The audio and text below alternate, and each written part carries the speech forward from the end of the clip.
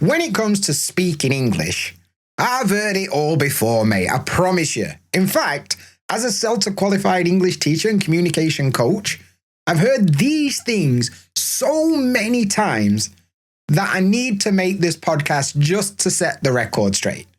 There are so many myths out there about speaking in English, and most of them, pardon my French, are complete bollocks. So let me tell you exactly what improving your speaking skills is all about. Let's get cracking. Welcome to the BritSpeak Pod, the podcast designed to help you feel more confident when you communicate in English. Hey mate, how you doing today? I'm not too bad. Thanks for asking and welcome to episode 120 of the BritSpeak Pod, where today we're talking all about 6 really common myths about speaking English. But before we get into all that, if you're new around here, my name is Dan. I'm a CELTA-qualified British English teacher and communication coach, and my goal is to help you communicate more confidently in English. And to help you do that, you can get my free training workshop called Stop Struggling, Start Speaking. The link is in the description below, so check it out if you haven't already. So, we're going to go through 6 really common myths that I hear all the time from people I work with in coaching and on my courses about speaking English and why they can't do it, right? And I hear these so much that I have a feeling that you'll think some of these things as well, right? So we're going to go through each one. I'm going to tell you the myth, and then I'm also going to tell you why I think it's wrong and what's a better approach, okay? So let's start with the first one. Conversations are not exams, right? People often treat conversations like it's a speaking test. You know, they feel the need to perform in a conversation, right? They're not just themselves. They're not enjoying the conversation. They're not just going with the flow. They're actively trying like it's a speaking test on IELTS or something. But conversations are not exams, mate. Think about the point of a conversation. What is the purpose of a conversation? For me, it's about connecting with other people, and it's about sharing information. That's it, right? That's the point of a conversation. I either want to share information with somebody or I want to connect with somebody, maybe become friends or whatever, right? Build some kind of relationship. Makes sense, doesn't it? Now, in order to do that, perfect grammar and academic vocabulary are not the most important thing here. Now, if you're doing IELTS or something, probably you need that fancy stuff because that's what they want. But this is the real world, my friend, not some weird test. They're not the most important thing here. If you can communicate the idea, even with single words, like if you stop me on the street and you're like, Dan, train, buy, ticket, where, office. There's no grammar, basic vocab. I'm going to know what you meant. I mean, it's not the best way of doing it, but I would get the message, right? So you shared the information. That's far more important than, hello, sir, excuse me. I was pontificating on the fact that maybe you could perhaps point me in the correct direction of a facility where I could purchase a ticket to ride a train. What are you talking about? Grow up. Nobody cares about it. Stop trying to impress people and just enjoy the conversation, right? You don't need to try and impress me with your English skills. One thing, if you spend a lot of time around native speakers, one thing you'll realize is that we want the easiest possible path to communication, right?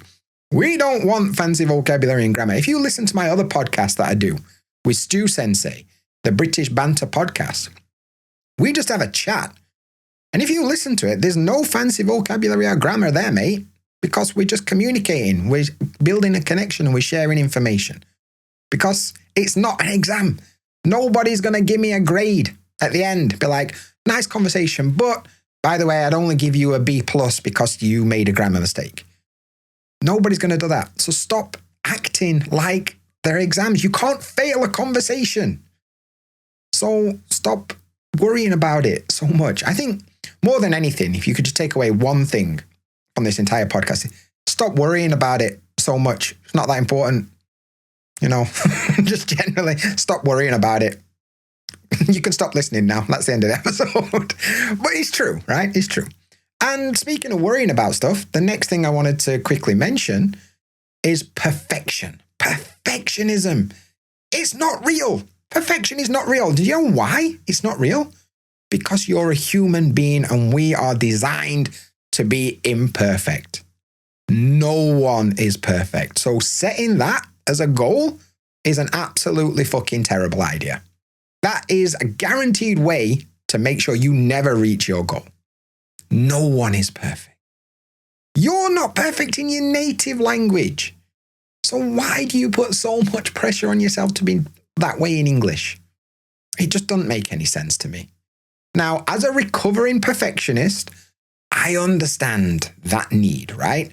It's a way of protecting yourself. You are very vulnerable when you're speaking in English because it's not something that you have full control over yet, right? So perfectionism, like this strive to never make a mistake and to do everything in the best possible way, seems like a really noble goal. And actually, it's a way of protecting yourself from judgment. You know, if you say everything perfectly, nobody can judge you, right? So it's kind of like that. You're trying, on some subconscious level, trying to protect yourself from judgment and feeling like you're not good enough, basically. However, perfectionism, see, everybody makes mistakes. Perfectionism is a fantastic way of making sure that you stay stuck forever. It's also very good at stopping you from trying to do anything where you might make a mistake. And it's great at making you feel bad. That's what it's really good for. So if those are things that you want, if you want to stay stuck, if you want to never try and you want to feel bad about yourself, great. Perfectionism is a great way to do that. But I don't know about you. If you actually want to improve your speaking skills and learn to communicate with people and actually enjoy the process, perfectionism is a complete waste of time. It's a terrible goal and it's never, ever, ever, ever, ever going to happen. So stop it. Just stop. Stop doing it because it's a terrible idea, right?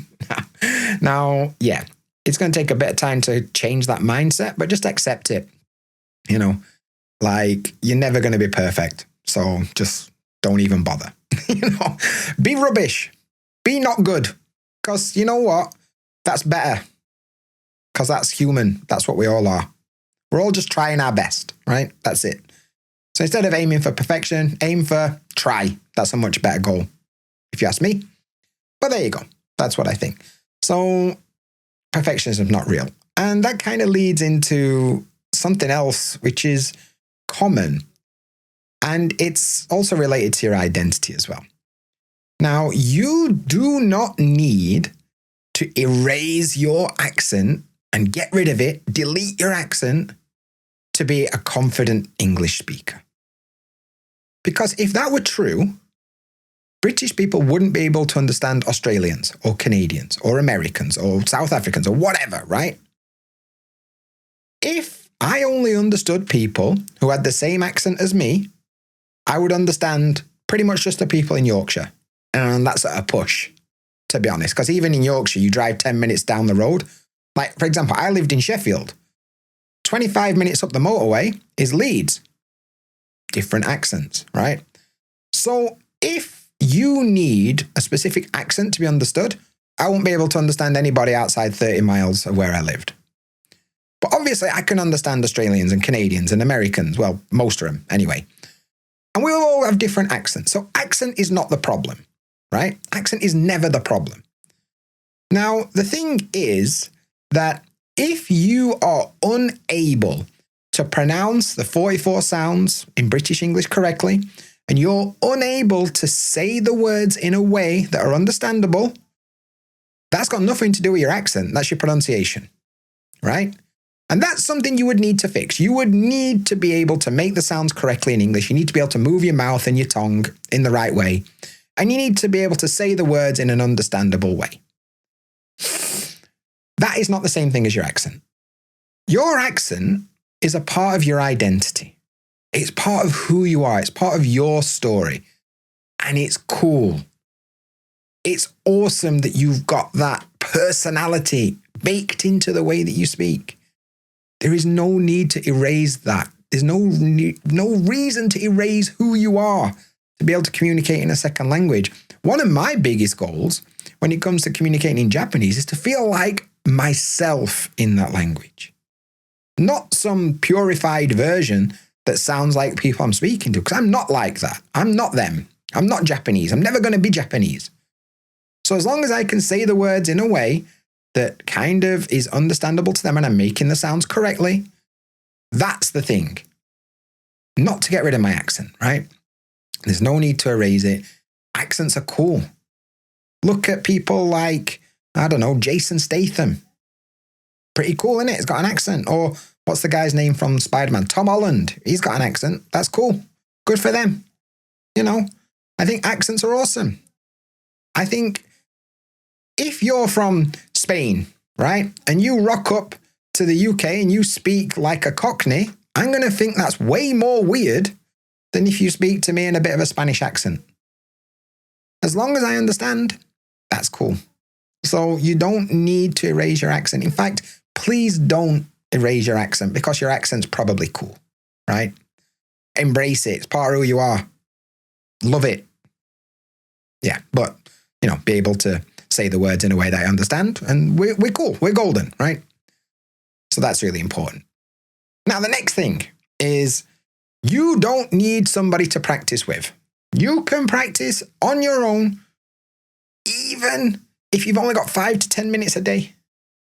And anything else, if you tell me anything else, oh, I don't have time, or I don't know what to do, or I need somebody to practice with, you're just making excuses. Because there are so many different ways to practice speaking in English, even if you're on your own, right? There are so many different ways to do it.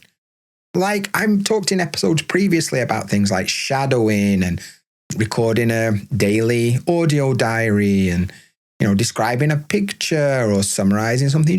None of these are difficult. None of them take more than 5 to 10 minutes a day, and none of them require a partner. All you've got to do is practice for 10 to 15 minutes every day. That's it. And if you're telling me in your day you can't find 10 minutes, I don't believe you.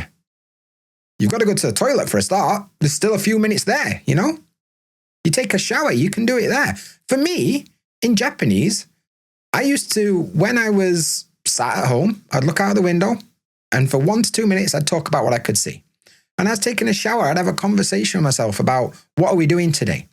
When I got home, I'd record myself talking for 2 to 3 minutes about what I'd done today. It's not rocket science. And if you can't find 10 minutes and you can't work out some way of moving your mouth and making words come out of it every single day, I've got bad news for you. You're never, ever, ever going to get confident in communicating in English. No amount of courses, no amount of textbooks, no amount of fancy vocabulary is going to fix that problem, right? Now, the biggest piece of advice I can give you from my own experience is record yourself doing your speaking practice. It took me a while to learn this. I didn't do this at first. After a while, I started recording myself. And I'd listen back to it, and it's horrible to listen back to your own voice. I understand that, but it's very important. And I would find one thing that I could make better next time. Maybe it was a grammar mistake. Maybe it was some kind of pronunciation error. Maybe it was something that didn't make much sense. And I'd try and focus on that. I'd focus on one thing to try and improve. And I'd do it again. So I'd basically repeat the same thing and try again, right? And I also learned not to focus on if the practice was good or bad. Because 99% of the time it was bad, probably. But the point was, it's not about whether it was good or bad. That leads into the perfectionism thing we talked about earlier, right? It's not about good or bad. It's about done or not done. Did you do it? Yes or no? That's the only thing you should focus on. If you did it, good for you. A+. You get a little star on your own work. Well done. Because in a world where everything is judged, the only thing you should really judge is if you do it or not. Because the results are the results. They're always going to vary. They're always going to be different. You just need to do it. Like that famous sports brand says, just do it. What are you waiting for? Just do it. Now, don't wait for perfection. Don't wait for any of that. Start today. Whip out your phone. Do something. Anything. And then do it again tomorrow. And you can do that even if you're on your own. It's not hard. Stop making excuses. Okay? I'm giving you some tough love today, aren't I? oof, but I think these things are really important. And speaking of really important, listen very carefully. You are supposed to make mistakes. Mistakes are not the enemy. They're really not. You're supposed to make them, right? They're a part of the process. And you shouldn't try to avoid them because that's how you actually improve. Think about anything, right? If I want to learn to play piano, let's imagine I want to learn to play piano. And I sit down to practice and I press the wrong key. All right, I give up. I made a mistake. I'm not doing that again. Do you think I'm going to get better? No, of course I'm not. I have to sit down and press the wrong key a lot of times until I learn to press the right key. And it's kind of the same process in English, right? The point is, you try something, you fail, you realize what's wrong, and you try again, and you probably fail again, and you do that over and over again until you stop failing, right? Linguists have gone on to prove that if you want to be quote unquote fluent in a language, it takes about 10,000 mistakes. And that's going to take a long time. Making 10,000 mistakes takes ages. And if you actively try to avoid making mistakes, that's going to take even longer. Like a lot of people will not try new things or they won't speak in English because that way they can avoid mistakes, right? If I can't make a mistake, if I don't say anything, no, that's true. Well, that's like avoiding the water because you're learning to swim. Guess how well that's going to go? It's going to be terrible. You're never going to get any better. It's the same thing. Mistakes are part of the process. Yeah, they're embarrassing. Yeah, they might make you look a bit stupid. But how else are you supposed to learn? You're supposed to make mistakes. I don't understand what the fear is. I do, because I used to have it. I used to be terrified about making mistakes in Japanese. I make mistakes every single time I speak Japanese. I don't care anymore. Whatever. I'm trying my best. There's mistakes. I'm not perfect, So embrace it. Understand. Go into this with this mindset, right? I will make a mistake today. I will. It's inevitable. I'm going to do it. So why worry about it? Just do it. I'm going to end up having to pay Nike money, aren't I? The amount of times I've said that today. Just do it. Just do it. Next thing, a bill through the door from Nike using our catchphrase. All right, fair enough. So you're not supposed to avoid mistakes. You're supposed to make them and learn from them. Don't just make them. You're supposed to learn from them as well. But how are you supposed to learn if you don't make that mistake in the first place? Well, there you go. And the last thing, I need more vocabulary. Because when I speak in English, I can't find the words. All right. It's like me saying, I'm not very good at running, so I need to buy another 12 pair of shoes. Do you think that's going to make me better at running? No, of course it isn't. It just means I'm going to be shit at running with more shoes. What difference does it make? If you can't find the words, learning more words is just going to make it harder, because I don't know if you've ever been in this situation, right? You're going out to a fancy party or something, and you go to your wardrobe. If you've only got one nice piece of clothing to wear, you've got one dress or one suit or whatever, you know what you're wearing. You're wearing that thing, right? But if you've got 50 suits or 20 dresses or whatever, you've now got to choose between all of those things, and that's going to take more time. And if you're struggling to communicate in real time anyway, more choices is just going to make it harder for you. It's going to slow things down. So instead of trying to find one word, you're trying to find 10, 15 different words and work out which one's the best in this situation. Too much pressure. So you've probably got enough words already. You just haven't practiced accessing them under pressure. The problem is not the words. They exist. When people speak to you, you understand them. So the problem is that you can't access them in a real conversation because there's too much pressure, there's too much going on in your brain, and that kind of overwhelms you and you don't know how to fix that problem. So more words is not going to fix that problem, right? So stop stressing about learning new words all the time. Practice using the ones you've already got, and that's probably going to be better for you in the long run, right? Now, I know a lot of that stuff seems very preachy, but take this away from it, okay? You're allowed to make mistakes. That's totally fine. It's expected. Go into it with the mindset that you are going to make mistakes, and then you're not going to be disappointed. Okay? The second thing is practice more. 10 minutes a day, minimum. Do it or don't do it. Those are the only options. So do it, okay? and record yourself so you can work out what to do better. But that's a sub point. And the third point is stop trying to learn more stuff to make yourself feel better. Practice using what you've already got, and then you will feel better, right? And that's it. And I know this is all, it's really easy to say that, Dan. I've lived this. I've been through this in Japanese. I learned this stuff the hard way because I used to feel that. I used to feel that every conversation was a way of being judged, like an exam.